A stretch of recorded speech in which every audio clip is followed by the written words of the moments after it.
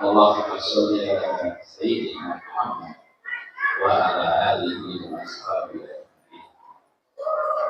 Rabbi shrah li sadri wa yassir li amri wahlul 'uqdatam min lisani yafqahu qawli. Raditu billahi rabban wa bil islam dinan wa bil muhammadin nabiyyan. Rabbi zidni ilman warzuqni. Amin. Alhamdulillah.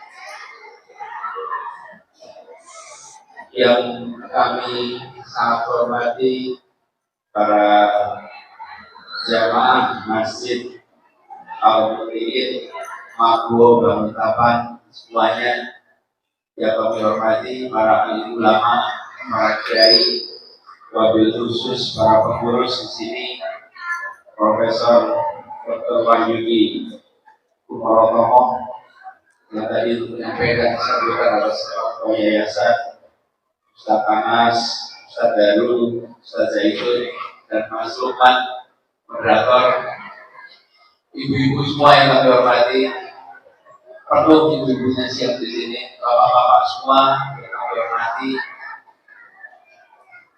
Saya rasanya ingin nyapa satu-satu, tapi tak mungkin disebut namanya. Jadi izinkan saya menyampaikan betapa rasa syukur alhamdulillah. Bersyukur sekali bisa bersama-sama silaturahmi. Memang agak mendadak, dari Pak Ketua, tapi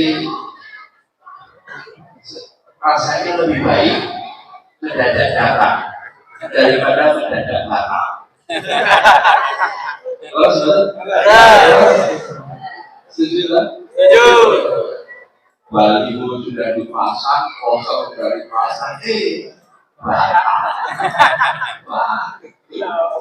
belum. Saya juga begitu. Kenapa? Karena niatnya sudah, dan ibu berani-beraninya mengambil yang menyambungkan.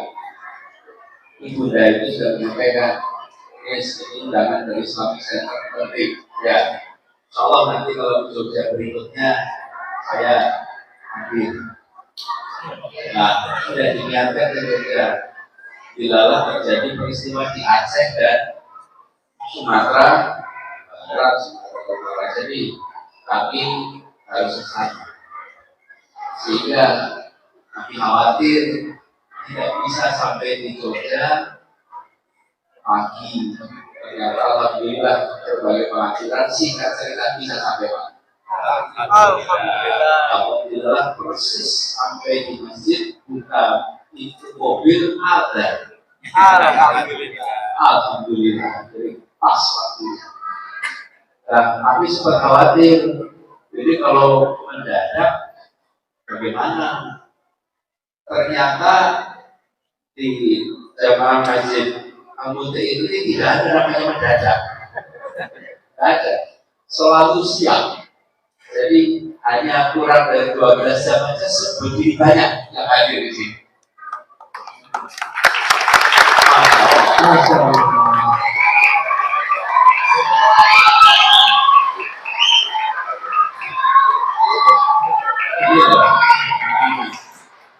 Pokoknya kalau berdoa bisa sederhana.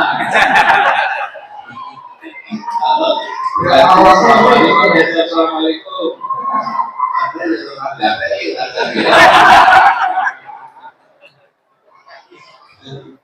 Nah, jadi saya digabung bersama Mas Lukman bicara soal kepemimpinan. Jadi ini tema yang sulit mudah. Sulit karena berat, mudah karena kita dekat dengan persoalannya. Tapi juga sensitif, Mas Lukman. Lalu saya ngomong baju aja diinterpretasikan macam-macam. Ayo, Ibu belum dengar. Kemarin pas kami ke Aceh, saya datang ke sebuah busuk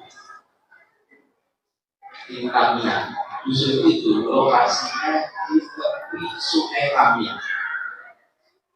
Sungai Kamiang itu kira-kira mungkin lebarnya 10 kali Raja Wong.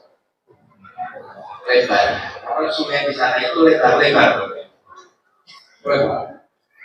Nah, sungai itu membawa air dan lumpur dan kayu-kayu besar, sampai kayu besar yang tertimbun itu tingginya lebih dari 3 meter. Jadi seluruh rumah di sana itu hilang ditabrak oleh air, lumpur, kayu, hilang. Awal tinggalnya persis di tepi. Jadi kemarin saya datang ke sana, inap di rumah-rumah, bukan rumah sebetulnya, bedek. Saya mampir di situ, saya bermalam. Nah, malam itu kumpul sama anak-anak. Anak kecil. Anak-anak itu kan situasi apapun ya, ekspresinya bahagia. Walaupun mereka mungkin punya trauma itu. Karena mereka merasakan air sampai di saya tahu berapa meter airnya. Tapi yang jelas lantai 2 aja tertutup. Malam hari tidak ada listrik. Itu trauma mereka pasti dalam. Jadi saya ajak mereka ngobrol dongeng. Dongengnya tentang anak namanya si Badu ini. Saya dongeng lagi di sini, Pak. Dongeng lagi di sini. Jadi saya bilang sama anak-anak gitu ya, dulu ada satu anak namanya Badu, tinggal di desa di tepi sungai. Si Badu main ke kali, sampai di situ dia teriak-teriak, ada buaya, ada buaya, ada buaya.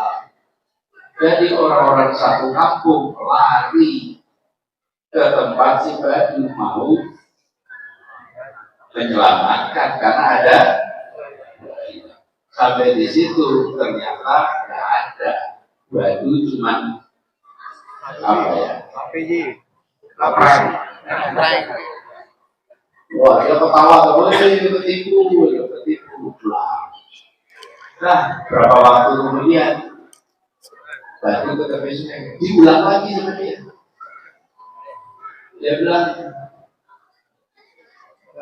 digigit buaya, orang itu orang loncat semua, lari di sana. Sampai di situ ketemu dia, diprank lagi. Jadi orang-orang bilang ini Badu tidak bisa percaya, tipu terus. Satu ketika Badu jalan di tepi kali, ada buaya betulan. Diserang buaya, dia teriak-teriak minta tolong. Gak ada yang datang. Kita udah dengar cerita itu kan sering loh. Jadi saya ngomong sama anak itu, sampaikan, kemudian pelajarannya apa? Jangan suka bohong. Nah, cerita itu biasa aja, diposting, terus diinterpretasikan macam-macam.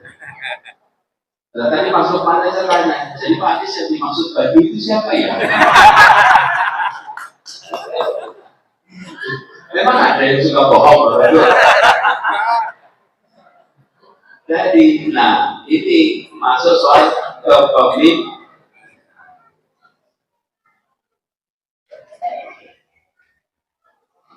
Saya berdiri boleh ya?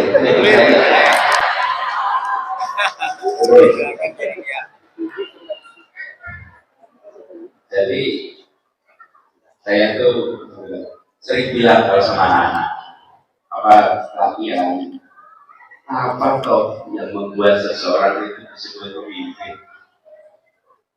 Apa tuh yang disebut pemimpin? Kalau bapak-bapak itu bilang disebut pemimpin itu bila apa? kan dialog kan. Kalau dialog mau dijawab. Jadi biasanya berwibawa, apalagi adil. Terus, cuma setelah direnung-renungkan, sebetulnya pemimpin itu bukan itu. Disebut pemimpin itu bila ada yang mengikuti secara suka rela. Imam nih, tadi ada imam di sini. Ini mihrab nih. Kalau saya pakai baju jubah imam, sholat di mihrab, tapi sendirian, boleh nggak saya disebut imam? Jadi saya disebut imam bila apa?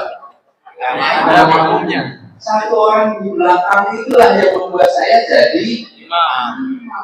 Nah kadang-kadang kita belajar leadership itu lupa. Leadership itu imam, syaratnya ada makmum.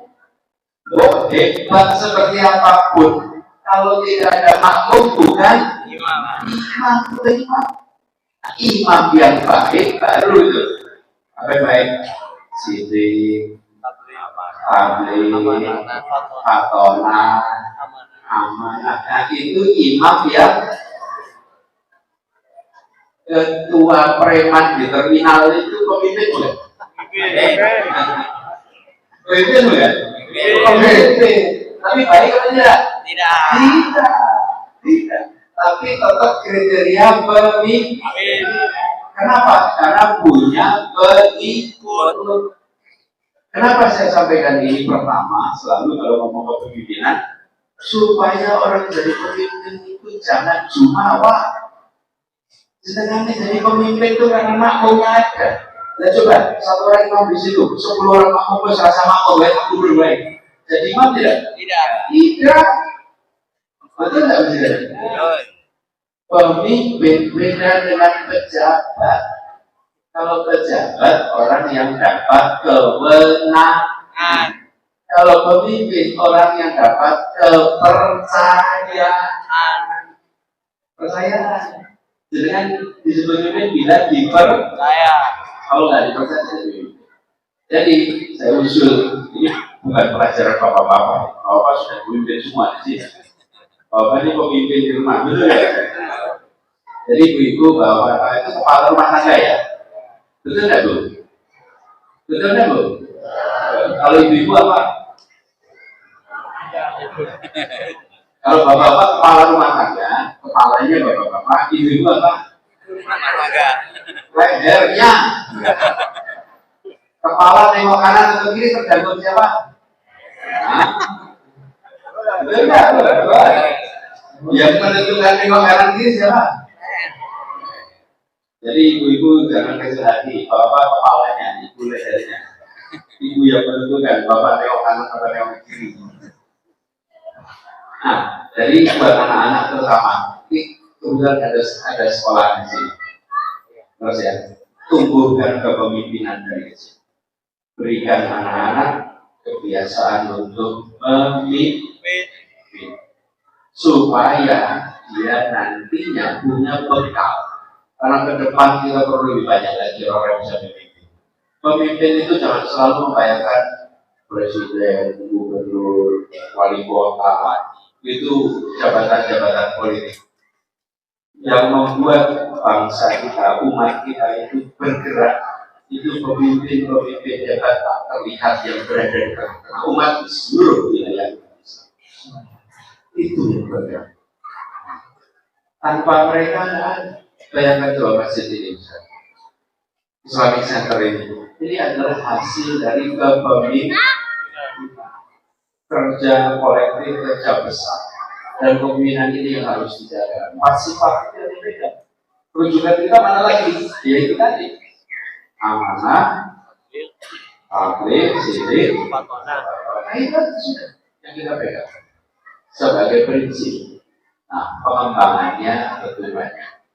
Nah, sekarang ini salah satu masalah yang sedang dihadapi bangsa kita adalah kepercayaan menurun kepada orang-orang yang berada di posisi politik.